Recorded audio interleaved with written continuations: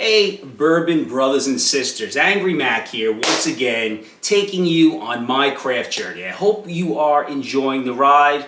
Please like, subscribe, share. If this comes across your feed and you're watching this, you're obviously into bourbons, whiskeys, craft. Share it with somebody. Share my adventure, how I'm sharing it with you, because I love it. Hopefully you can get the passion. Just hit that button. It's right down there somewhere. Can't really tell you, but it's down there somewhere. So recently, I'm on a lot of social media pages. You can find me on TikTok, Angry Irish Mac, Instagram, Angry.Mac, Facebook, Angry Irish Mac, and here on YouTube. So I'm a member of a lot of groups, a lot of private groups, public groups, and the Bourbon Blenders, I'm a member of their group, came up with a question. And the question was something to the effect, does the tasting experience at a distillery impact how you feel about the brand? Does it make what's in the bottle taste better? Does the experience make what's in the bottle taste better? And I think that is a very, very interesting question.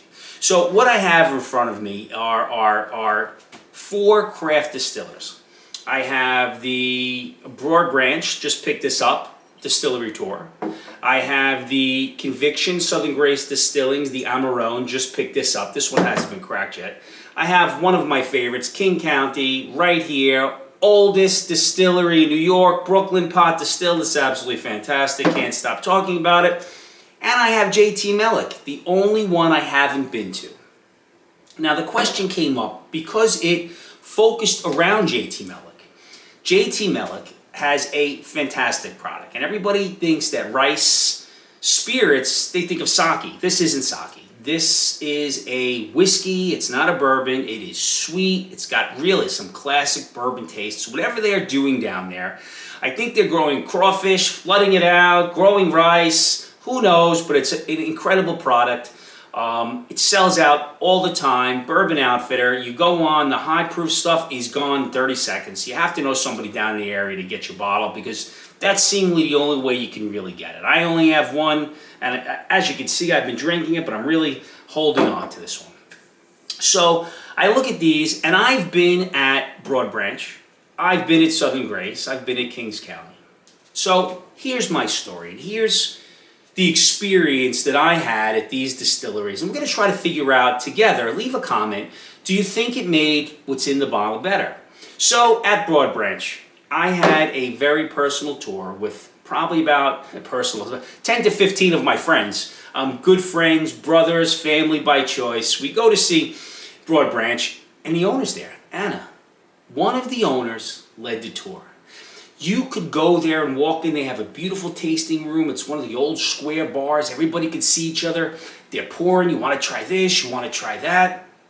They also have another bar adjacent where you could walk in and get like regular drinks. It really is more of a modern but not really modern place. It's got a very craft look. It's got a very craft feel. She took us around and you could hear the enthusiasm in her voice. You could hear about what they're doing. You could hear about what they're making. You could hear about the upcoming products. We were lucky enough to taste, and I don't know if I'm allowed to say this, who knows, the Nancy Freely taste. They have some MPG bottles. They blend it with their own. Look for that. And there was a 4-grain. Look for that. And they were fantastic. But the feeling from her, the smile, the happiness, in between her trying to clean up a spill because apparently there was a problem the night before and there was some whiskey on the floor that went to a great waste. But you could feel the love. You could feel the passion. Did it impact the greatness of what's in the bottle? Interesting question. In this case, I don't think so. I think that what's in the bottle was great already. I think the experience enhanced how I feel about Broad Branch because I got to know the owner, the person behind Broad Branch, or one of the people. Her sister wasn't there, unfortunately. Natalie, I'm sorry to get a chance to meet you. But family owned, operated, it is really fantastic. Then we switch over to Southern Grace. Southern Grace, I think his name was Kyle, was our tour guide. Thomas Thacker was not able to meet us there. Unfortunately, would have loved to meet him. Also, sounds like a great human being. But this is an old prison. They call it the Whiskey Prison, hence the Whiskey Distillery, the Whiskey Prison. It really is. They really didn't do much to it. Maybe they fixed up the one room where they have a nice little bar. It's nothing spectacular. It's modern. It's up to date. Nice gift shop where you could buy all their offerings. It's where we did the tasting. But that's not where the magic happened. The magic happened on the tour through this distillery. Kyle gave us the history of the prison.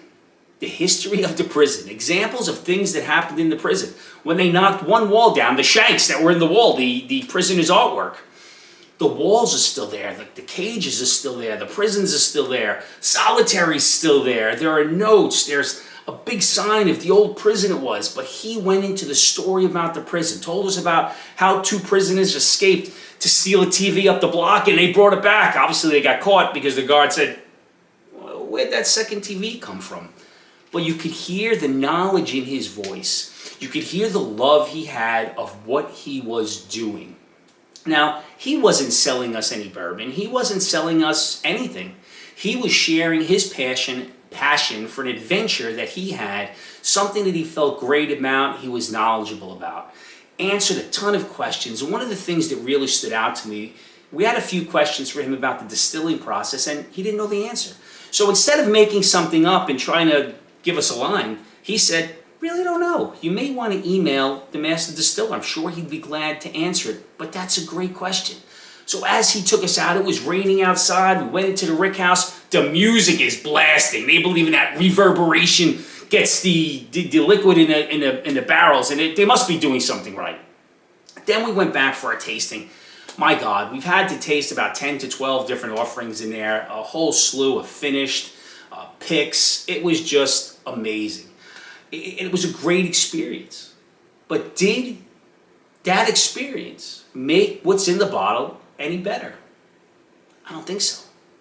Now we'll go on to Kings County in Brooklyn. This is a tour or a visit that I've made many, many times. The last one I was lucky enough, or it was me and a friend, and we went with the master distiller, and he took us through the ins and the outs, the cooking process. It was a very personable tour. Then we had a bunch of samples. Some stuff was unreleased. It was going to be out soon, but it was great. We learned about the history of the place it was, the old brick buildings, and they have a beautiful tasting room.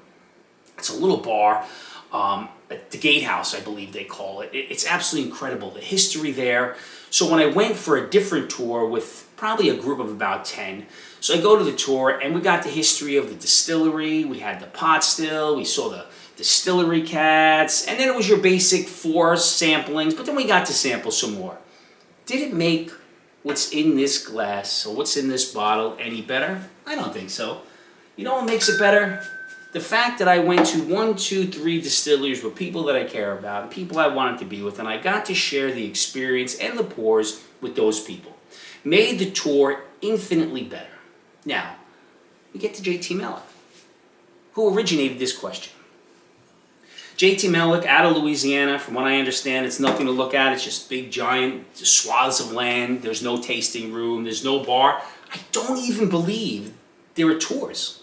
I know you can pick some stuff up at the distillery, but as I said, this is not a big production for tours. Not sure. I looked on their website and we could book a tour. I know people who have been there on a barrel pick or 2, but I've never heard of anybody being there on a tour.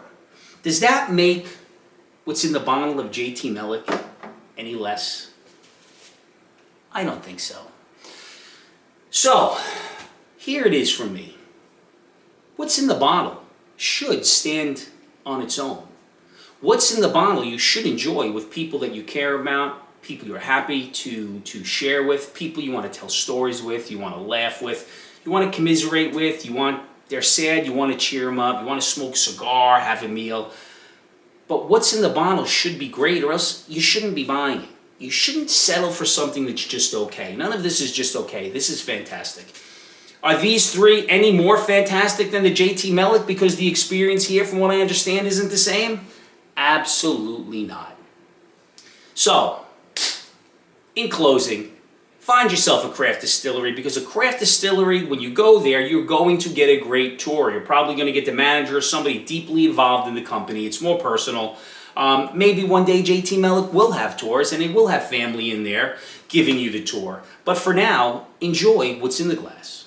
Enjoy what you're drinking, and know this: drink how you want, drink what you want. If you think it's damn delicious, you think it's damn delicious. There are things that people like that I don't like. But once again, the tour didn't make what's in the glass any better. The tour made my idea of the people better, the idea of the brand better, the experience better. And I have to tell you, whether I went with 2 people or a group of 10, it was a great experience. You get a chance to get to a craft distiller, go see it. But more likely than not, find yourself some Broad Branch, find yourself some Southern Grace, find yourself some Kings County, and if you can find yourself some JT Mellick, you go right ahead. I am holding out on this one, man. Find the people you love, give them a hug. Tomorrow's no guarantee. Find a craft distiller, stop in and say hello. Cheers, everybody. Until next time. Please like and subscribe.